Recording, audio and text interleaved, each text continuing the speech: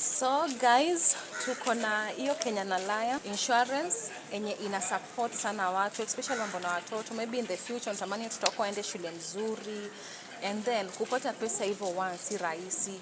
So unajua kama umekuwa ukisave, unaangalia hata unasema nitakuwa naweka 5,000 5,000 every month. So at the end of the day ni wewe ndio utakuwa umefaulu. So maybe watoto wanaenda shule and you don't have that money.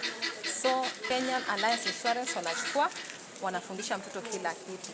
Wanakata for so many things, hata medication, wako na hiyo mambo na business. So you just have to join first and then you grow slow. You don't have to get like pesa mingi. You can start as low as pesa una feel uko nayo sawa. So it's not a must that ukue mbina 10,000, 20,000 ndio uingie kwa Kenyan Alliance Insurance ati ndio uweze kusave. You can save as small as you can, ile yenye una feel tu uko sawa.